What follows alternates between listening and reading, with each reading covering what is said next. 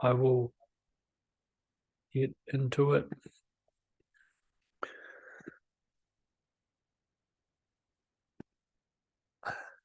First, share screen might help.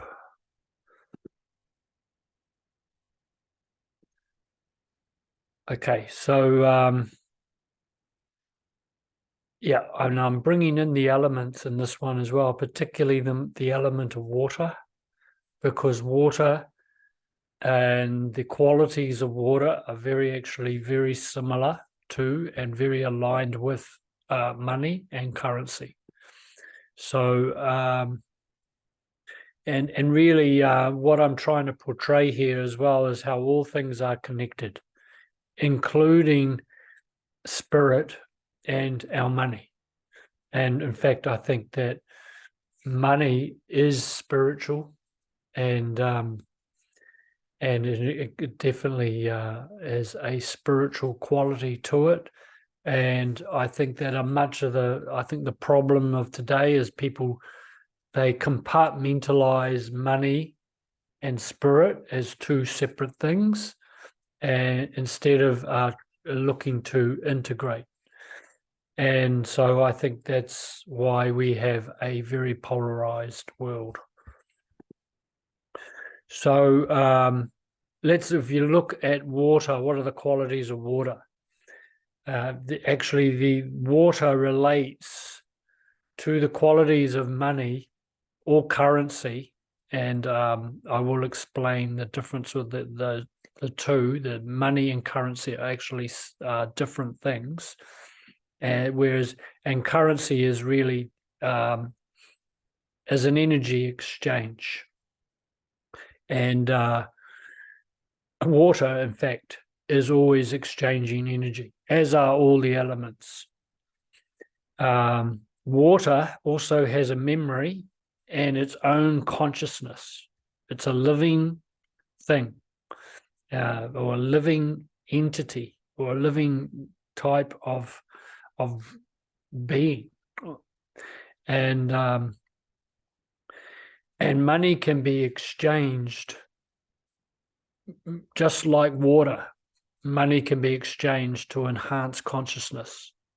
When we are drinking water, when we're drinking good quality, pure, living water, we're exchanging that water. The water is exchanged for energy.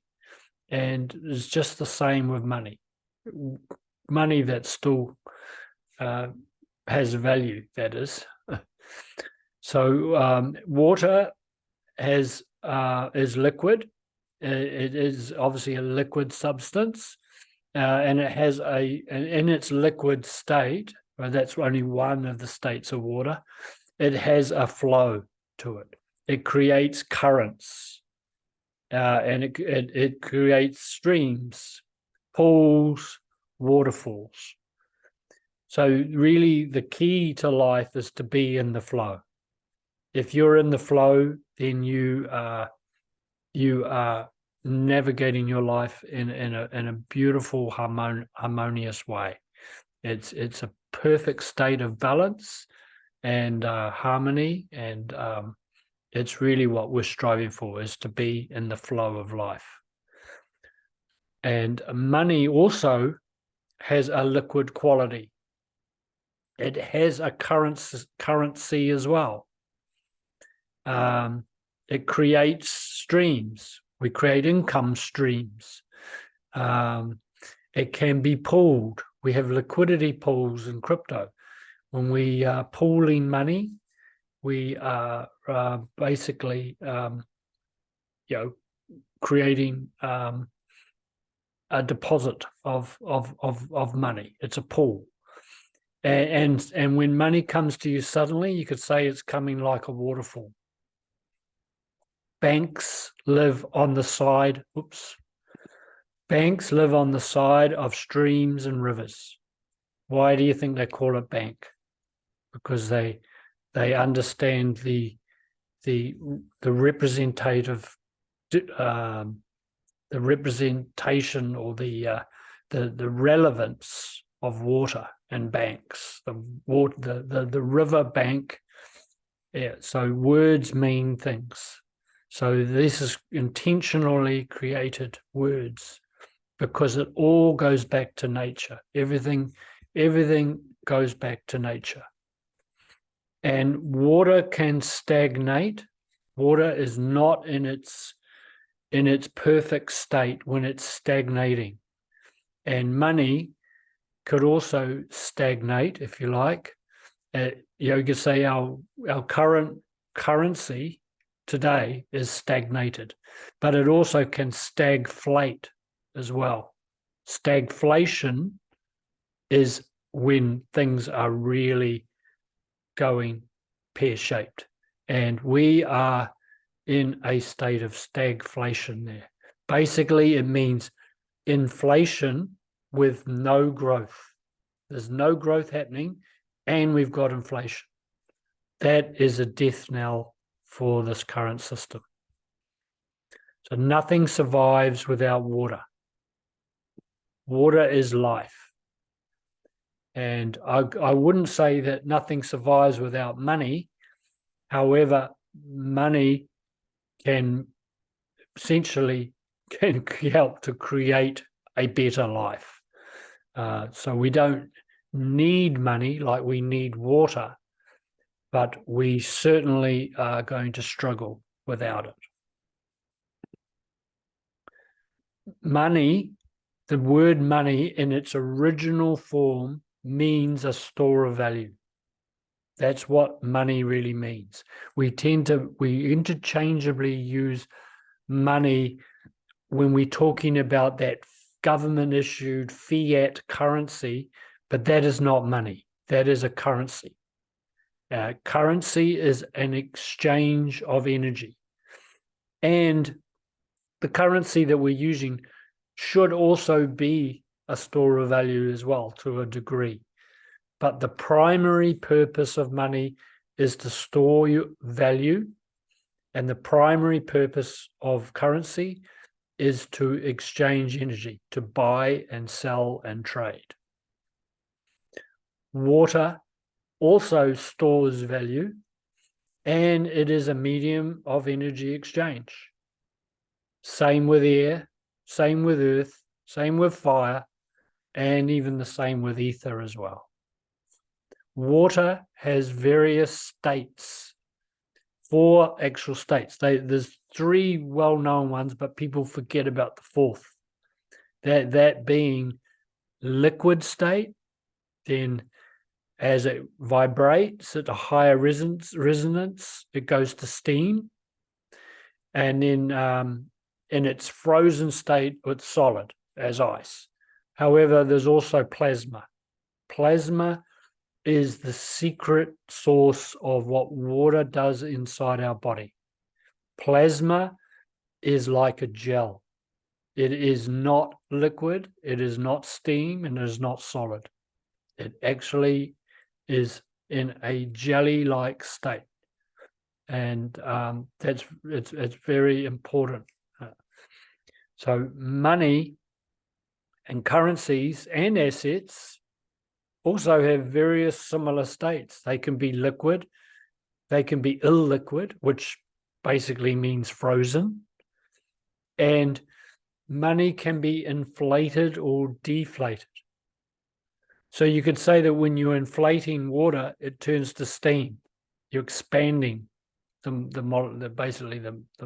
expanding the water, or you're vibrating at a higher rate.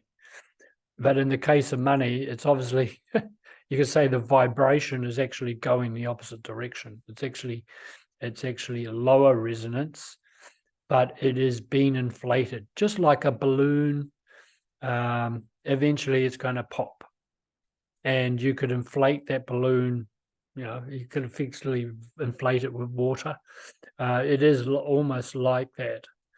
And also money can deflate.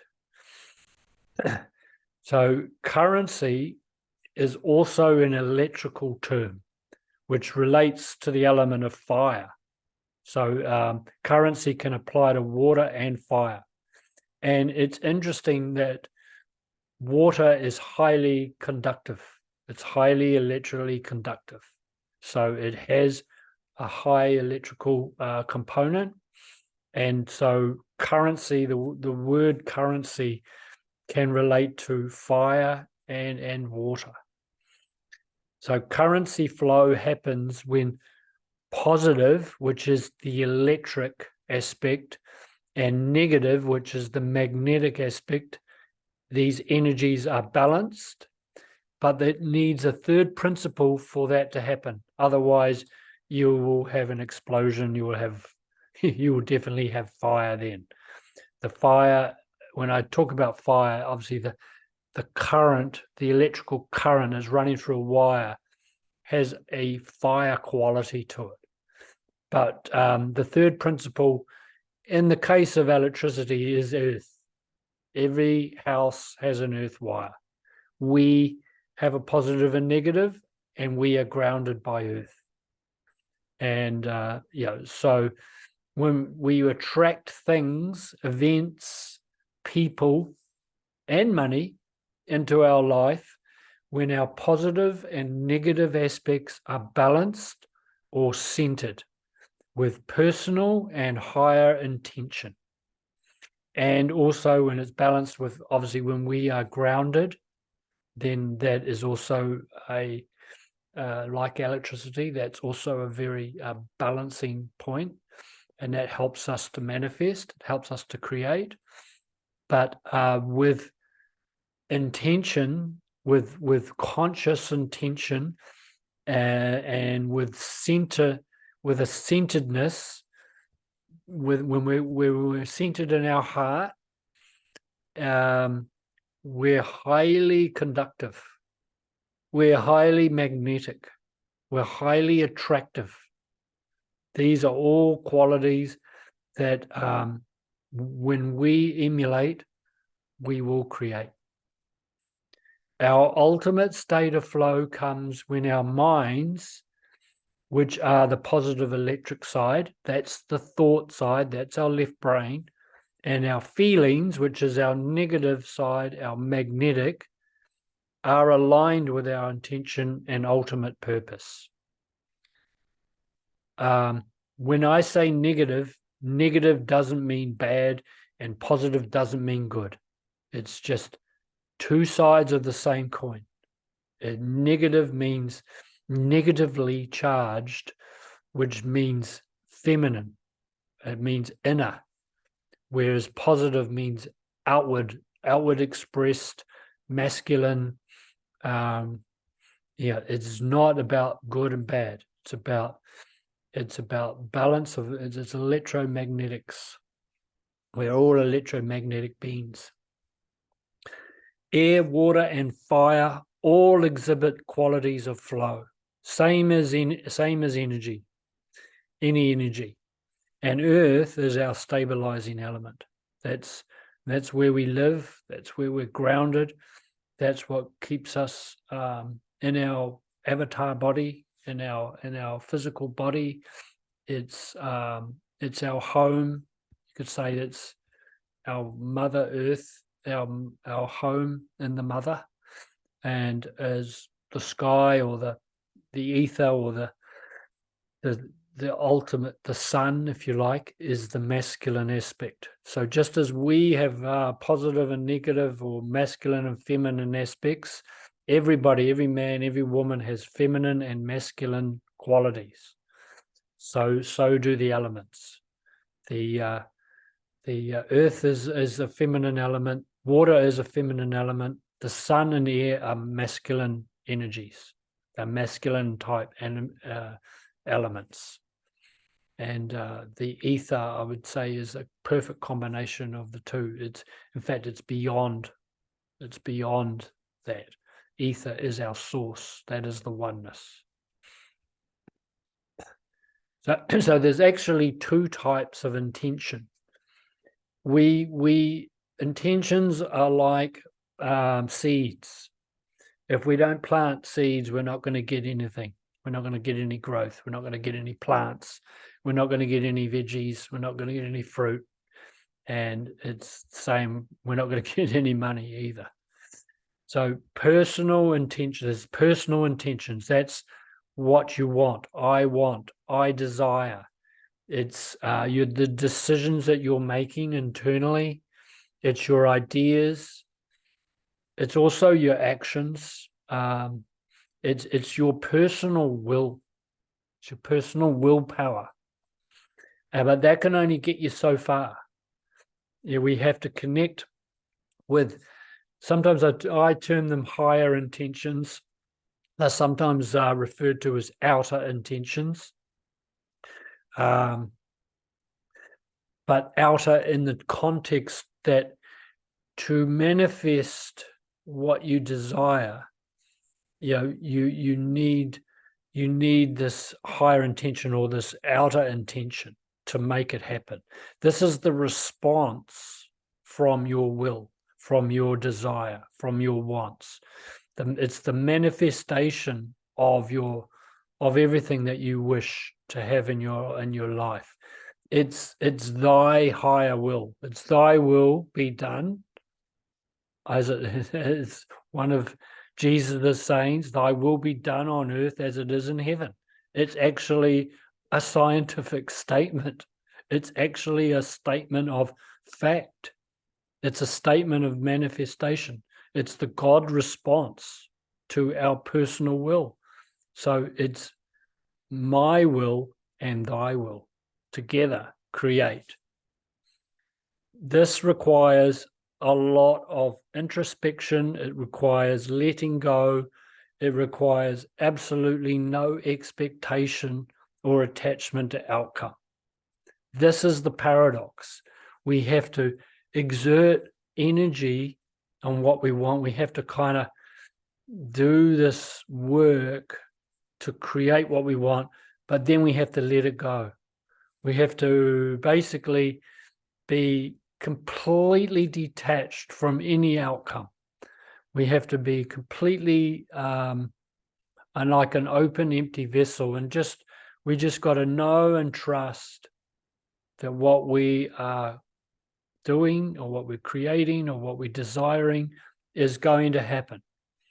So when these intentions are aligned, we will create.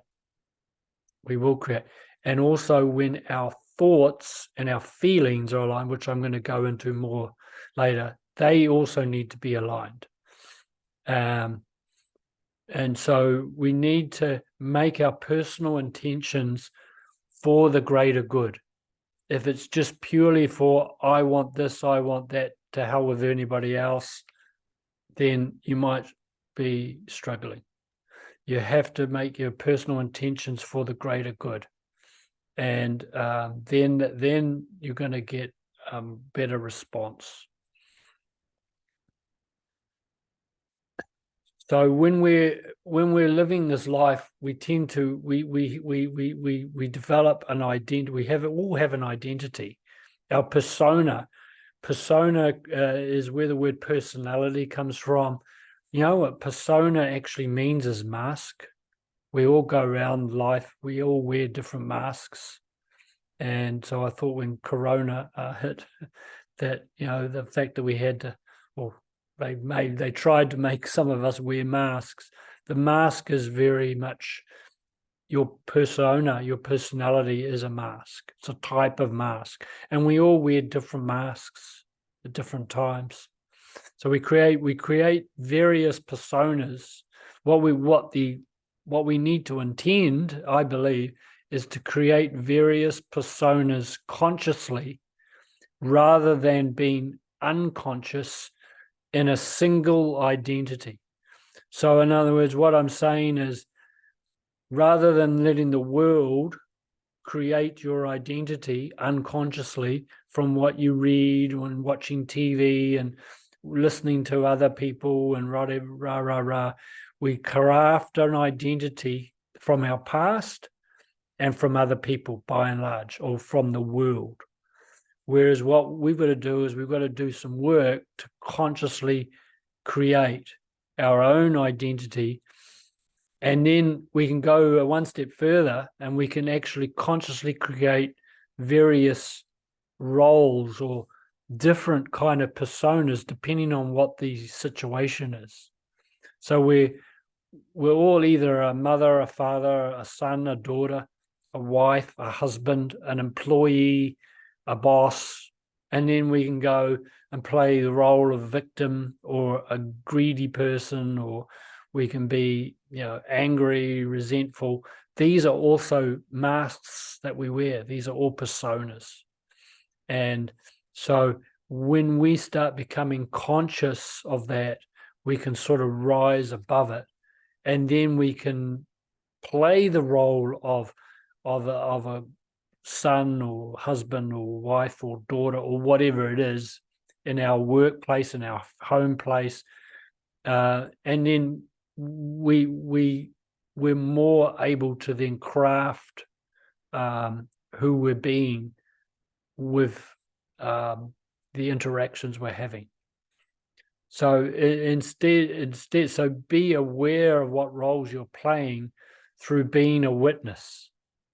When you get triggered, or when you have, encountering a challenge, just step back and be a witness to what is happening.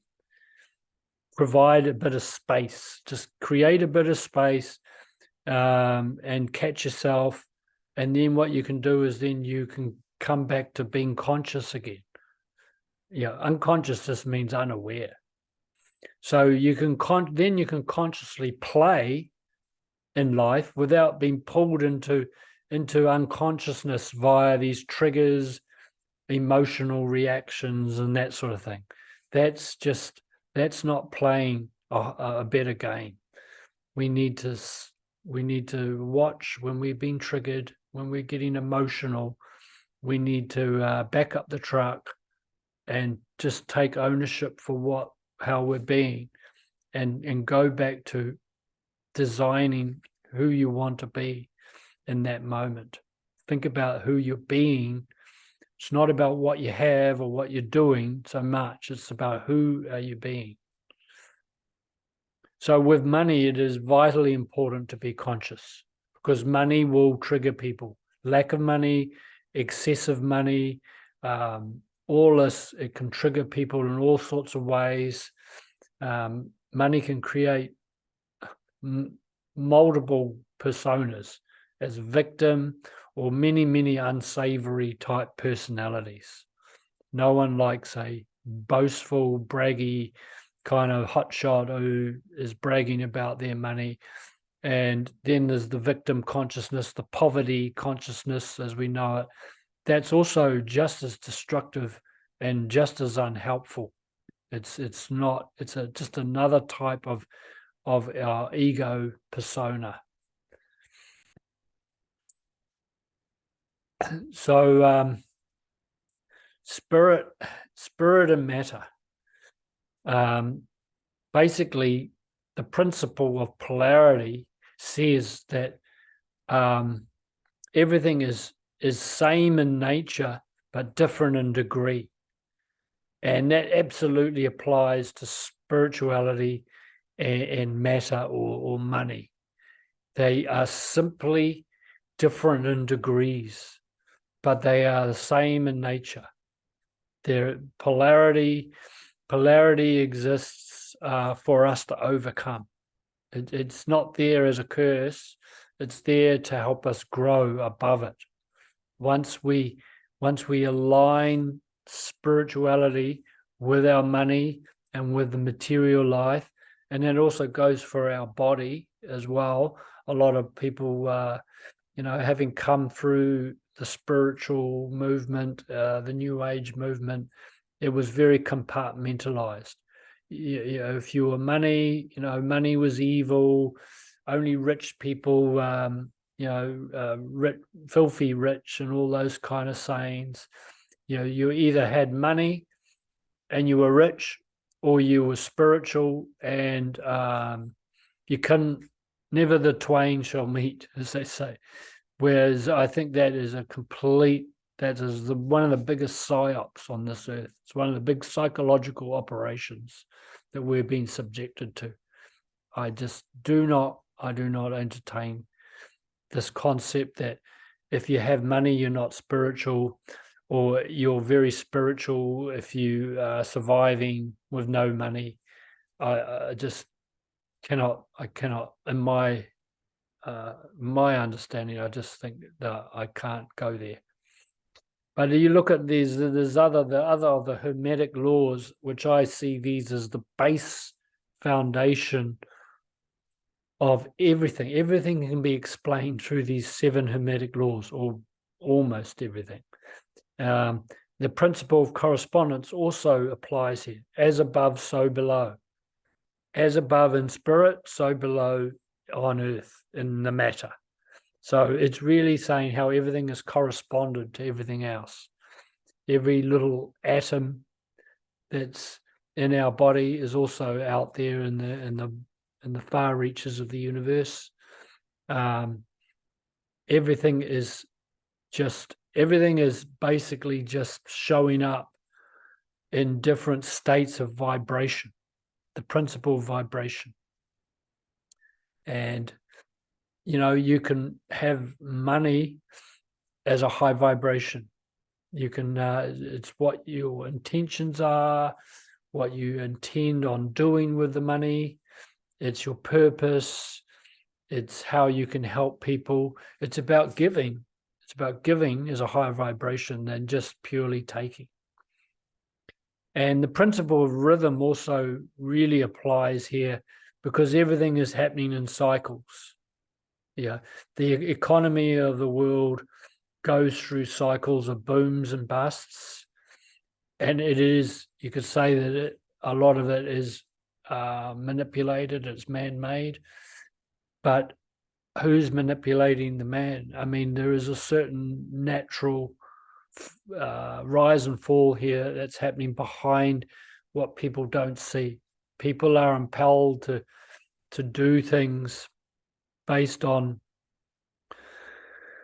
energies, but it all goes back to nature. Nature's always ebbing and flowing. It's like the seasons of life. We don't necessarily curse the winter and praise the summer, just like we shouldn't necessarily curse the hard times and praise all the good times, because the good times will soon become the bad times, and the bad times will become good again.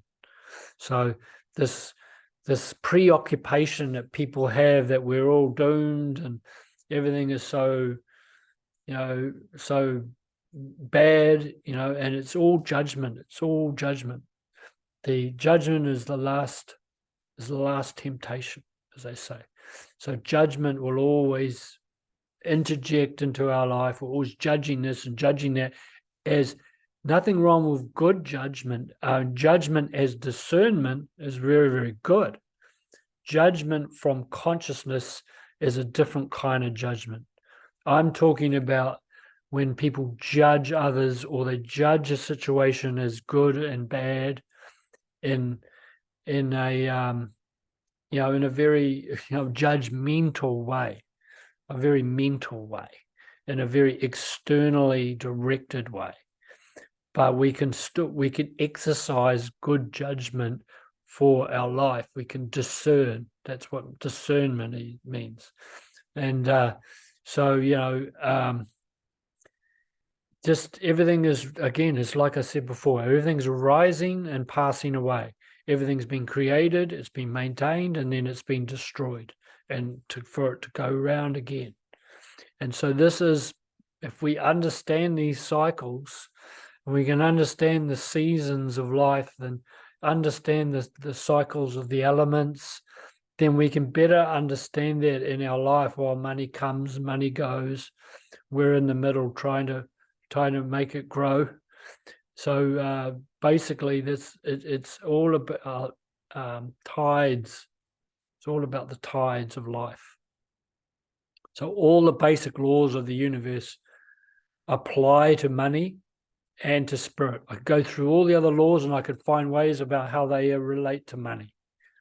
The law of mentalism, the law of even the law of gender, which is really about the positive and negative that I was talking about, the law of cause and effect. It's all going to go back to spirituality to money, to our body, to our minds, to our emotions, to the way we act. These laws are actively impacting on us, working through us, working on us every second of every day. So spirituality really means energy, and it really means our relationship. Spirituality really means our relationships, relationships to ourself, relationships to the energy, relationships to money, relationships to these laws, our relationship with our significant other, to our family, to our friends. Everything is about relationships and communication and how we relate to each other. And it's all about, so to me, so spirituality also means, spirit means basically pure energy, basically. And money is an energy as well. The exchange of money and currency is an act of relationship. When we're exchanging our goods for the money, or for the money for a service or whatever, we're actually engaging in a relationship with each other. We're saying that, one person's saying, oh, your money is more valuable than the goods I'm exchanging, and vice versa. And we are transacting, we're relating everybody all the time. So it's just that tool, it's just that medium of exchange that sits in the middle to enable, to facilitate this relationship. So money is a part of the spiritual realm. Spirit is infused in the relationships and exchange of money. Money matters, and spirit matters, and everything matters until it doesn't matter. And so it's a constant balancing of the two.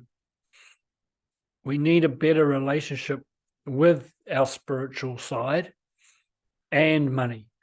So this is the thing we have. I think a lot of people who are real in poverty consciousness, they just have a terrible relationship with money. And I would probably hasten to guess they have a pretty bad relationship with themselves as well. And they don't value themselves. They're lacking self-worth. I know, I'll put my hand up, I was very much in that for a long, long time. I struggled to have a good relationship with money.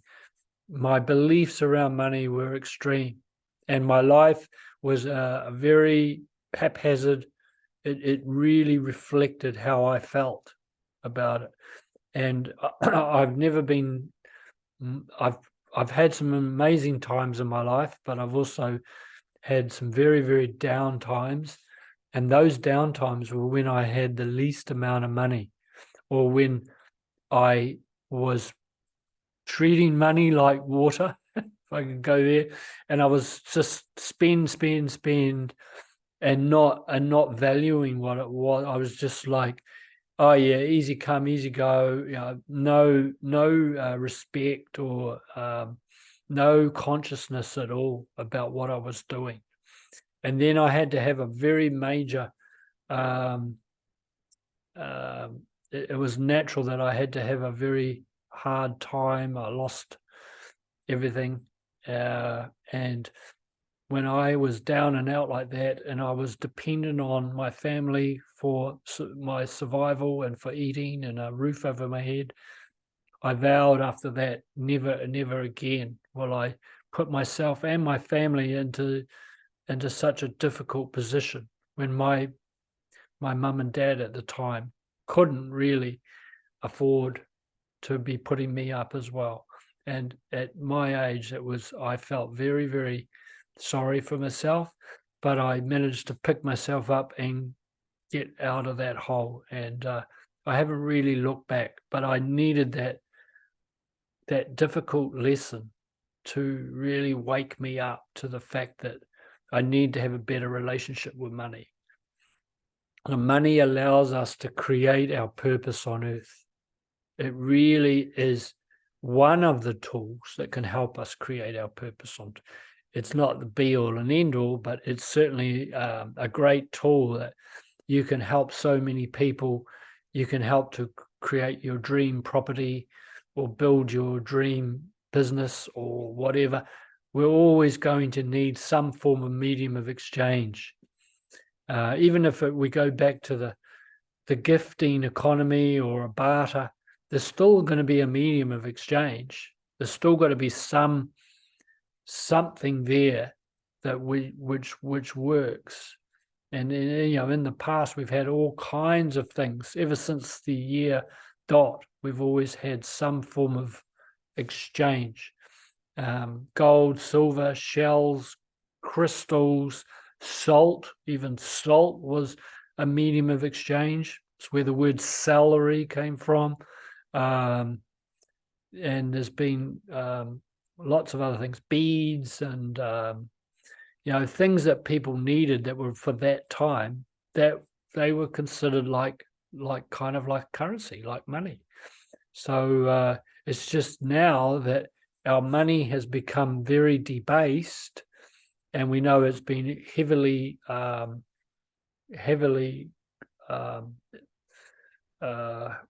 manipulated and corrupted. So it's not necessarily the money itself, it's the way that it's being treated. What's happening now is that basically I'm actually reading this ebook this guy has printed that I'm going to do a presentation on it because it's absolutely mind-blowing. It's really giving an insight into what the elites, what their real ultimate goal is for the money system. And I'll tell you what, it's mind-blowing. This guy is like, wow. And so I won't say much more, but what's happening is they've financialized. So what they're doing is they're printing money now. People don't know it, but they're printing huge amounts of money simply to prop up failing banks and failing big corporations. And that is basically the last stage before everything really collapses. And what that's doing is it's creating the big divide in the world. That's what's creating this huge gap between the masses who are just struggling or just surviving, to the small elite who are literally printing money for themselves to pay the debts or to pay themselves out of insolvency. And they've been doing this over and over again. It's just got so bad that they're not producing anything. They're simply printing money for themselves. And so that is what's creating a lot of problems on earth, but it's hidden. It's not easily traceable. So people don't trace back the issues we're having back to the way they've treated money. It's really, really eye-opening. So, to create a visualization and imagination is absolutely important piece of this puzzle. Without being able to visualize what we really want and what we really, you could say, what we need or not needing, we shouldn't be in a state of needing or being needy. If you're needy for something, you're never going to create it. If you're resisting something, you're going to create more resistance. But what you truly heart's desire and what you can visualize clearly and then feel it, and then as I say, and then enable it to just let it go and just keep practicing that will definitely bring you what you really desire. I actually had this for many, many years. I had this visualization of being in a lifestyle retreat like property, with growing my own food, collecting our own water, living in a natural paradise with birds and animals. And for years and years and years, I had that visualization. And then, I told you about when I went into the black hole. I lost everything. I lost my business. It was only 2 years after that I ended up in the property that I saw in my mind. And I had been imprinting that in my mind and seeing it and feeling it and writing it, journaling it for years and years and years. And because my partner came along, and then next minute, she purchased this property, and I'm in my dream property. And I came here with basically the shirt on my back and nothing. So I was very, very blessed. And so from that time forth, I said, right, I'm going to do everything I can to try and help as many people and do something as to repay that. So that's really been my intention and my goal. Doubled down since then. So, and 2 years before that, when I'm in $400,000 in debt, I had nothing to my name. Do you think that I thought, well, I didn't think I was ever going to be able to create it in this lifetime, but let alone in 2 years' time, and let alone the way that it happened. So now that's part of my driving forces is to repay Jenny as well for that. So creating what I'm doing and the crypto and the money, it's all going back into how this came about. So that's one of my driving purposes and goals. So see the end goal in mind. You have to see the end goal in mind and then reverse engineer that. Think feelingly. In other words, think with feeling of what it would feel like when you have what you are desiring, what you're seeing in your mind. Use your imagination and see in your mind's eye your ultimate goal, but make sure you feel what you are seeing as well. Experience the feelings you would feel as if you had already created it. Imagination means imagination. Image obviously means picture, right? Image an internal image, and shine a light on your image. That's what imagination is.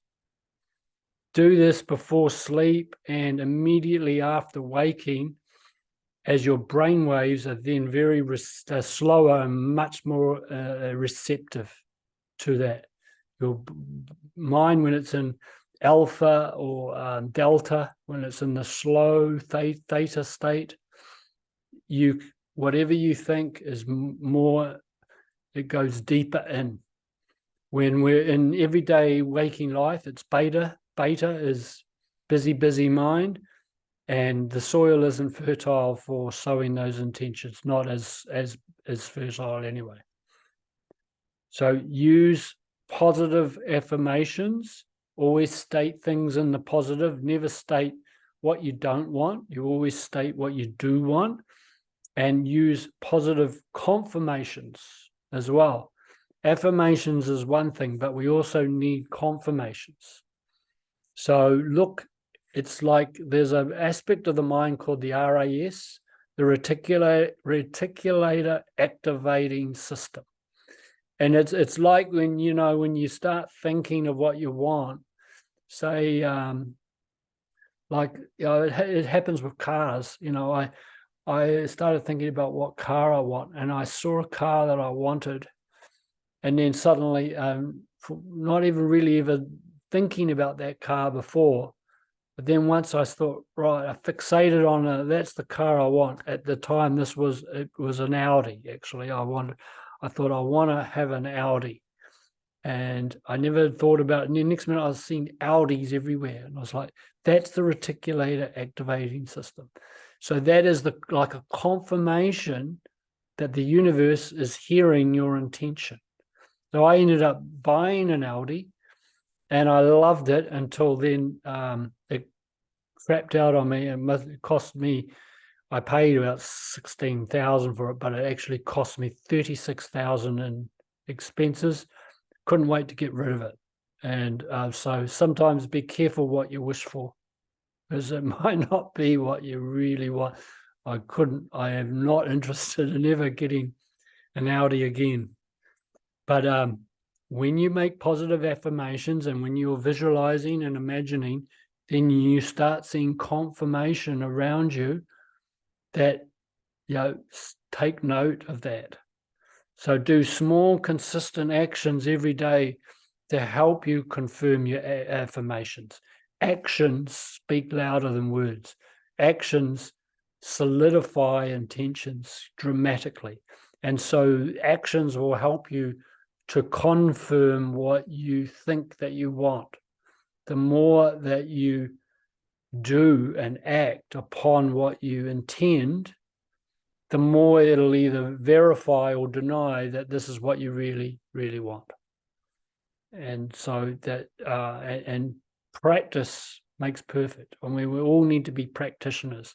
Practitioner means someone who practices a lot. And when it comes to crypto and it comes to money, we just need to make it almost like a living confirmation, affirmational exercise, and intending and visualizing. And you can just go about your day and just practice being conscious with it. You'll know those times when you go into unconsciousness because suddenly something will happen that you don't expect, or you'll go, oh God, what have I just done in the last day or week or whatever, and you lose consciousness. So practice coming back into being conscious that you're conscious. Consciousness means that you're consciously aware of what you're doing. That's really what consciousness means. And the level of consciousness is the degree which you can maintain that at all times. To be conscious that you're conscious, to be conscious as a witness, to be consciously aware, means that you can self-direct your life without life directing you. Basically, that's really the goal. And when it comes to crypto and this world today, we need to practice this more than ever. This is the time. Otherwise, we're going to be created and molded into the image of somebody else. So we need to start imaging our own life, and we need to start acting on it and doing it. Otherwise, it's going to be very difficult. When I share this other information I've got about what the deletes have got planned for us and how they plan to try and enact their goals, you will really, I think you'll be quite shocked. So anyway, that's enough said of that. That's basically the end of my presentation. I hope that you got something from that.